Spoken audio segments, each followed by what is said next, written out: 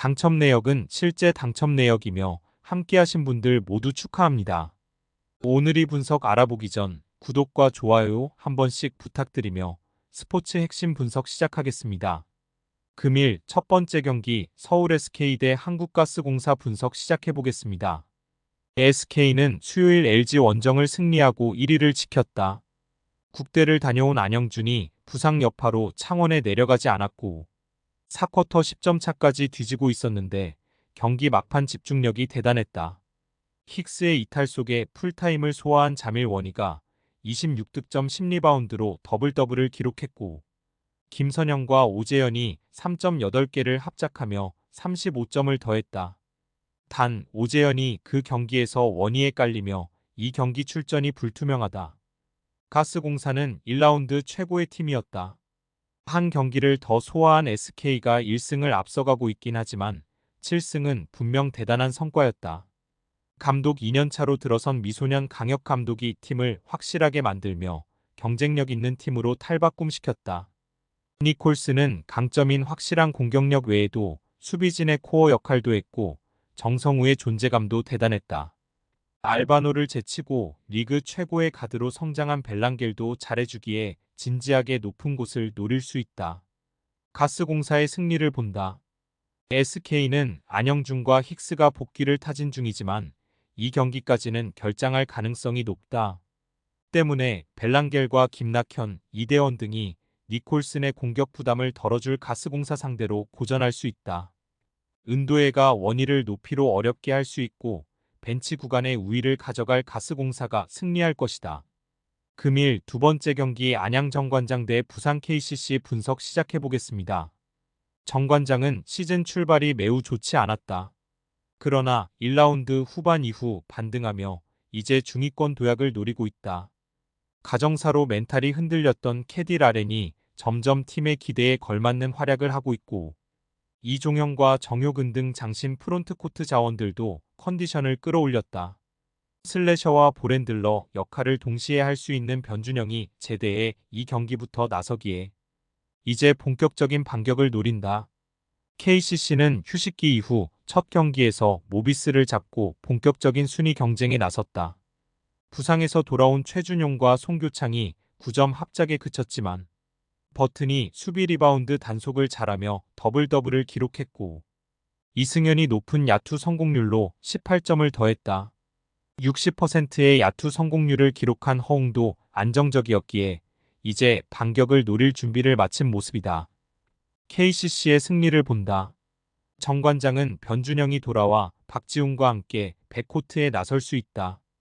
국대에서도 보렌들러 역할을 잘한 리그 최고의 가드에 복귀는 팀의 큰 힘이다. 그러나 이종형과 정효근 등 공격 능력이 아쉬운 프론트코트로는 송교창과 최준용이 돌아온 원정팀의 화력을 감당하기 어렵다. 주정 구간 우위를 가져갈 수 있는 KCC가 연승에 성공할 것이다. 금일 세 번째 경기 신한은행 대 하나은행 분석 시작해보겠습니다. 신한은행은 지난 토요일 경기에서 우리은행에 완패했다. 최희샘이 정교한 야투감을 앞세워 16점을 기록했고 신지연도 분전했지만 후반 폭발한 우리은행의 외곽포를 제어하지 못했다. 김단비 수비에 실패한 것도 패인이었다. 그래도 부상을 어느 정도 회복하고 돌아온 리카가 이 경기부터는 어느 정도 출전 시간을 가져갈 것으로 보이기에 반격을 노린다. 하나은행은 지난 수요일 홈경기에서 썸에 패했다. 3쿼터까지 9점을 앞서가며 승리가 유력해 보인 경기였는데 4쿼터 초반 2점에 그치며 17점을 헌납한 것이 결정적인 패인이었다.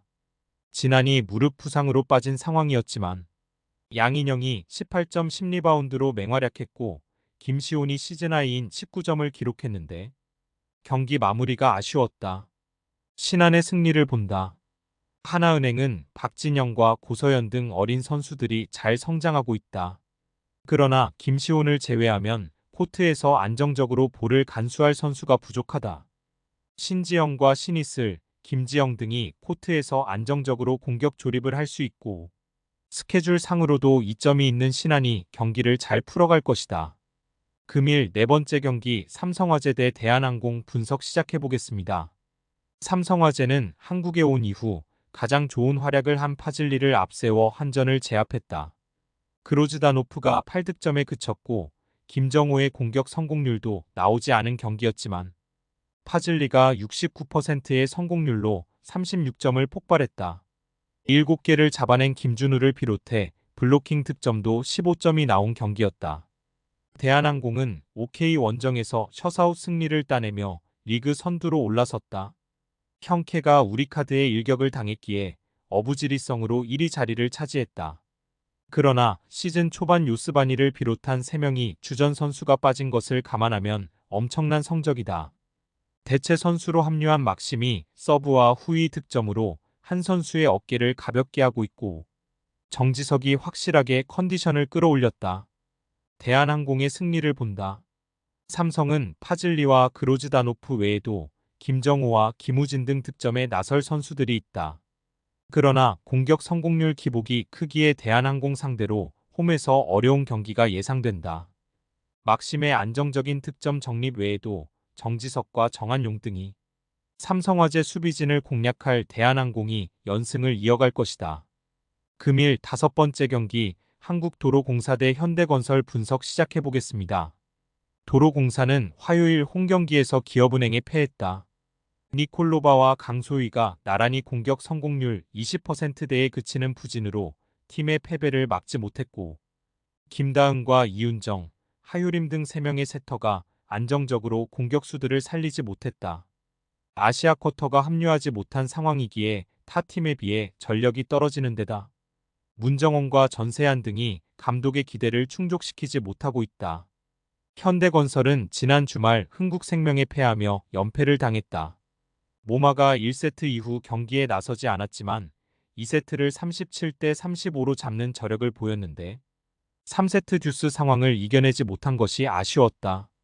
정지웅과 위파위를 비롯해 모마를 대신해 들어온 나연수까지 모두 10득점 이상을 기록했는데 에이스가 빠진 코트에서 1위 팀을 넘긴 어려웠다. 현대건설의 승리를 본다. 직전 경기에서 알 수 없는 이유로 1세트 이후 사라진 모마가 복귀할 것이기에 양유진, 정지웅과 함께 도로공사의 낮은 블로킹 벽을 공략할 수 있다. 또 김다인이 안정적으로 좌우와 중앙을 활용할 것도 승부를 가를 요인이다. 현대건설이 연패를 벗어나며 다시 순위 경쟁에 뛰어들 것이다. 스포츠 당첨에 제일 중요한 건 조합입니다. 각 팀 분석을 잘한다고 하여도 조합을 못할 경우 큰 배당을 가져가지 못하는 거 다들 아실 겁니다. 그리고 유튜브에 조합을 올려드릴 수 있지만 좀 더 자세한 정보들과 배당 흐름 및 각종 이슈 등 경기 전까지 어떻게 될지 모르니 조합을 빠르게 유튜브에 올려드릴 수 없는 점 양해 부탁드립니다. 조합 신청은 아래 고정 댓글 링크로 조합 신청 말 걸어주세요. 금전 요구 및 멤버십 가입 조건 일체 없습니다. 좋은 건 서로 나눠 갑시다.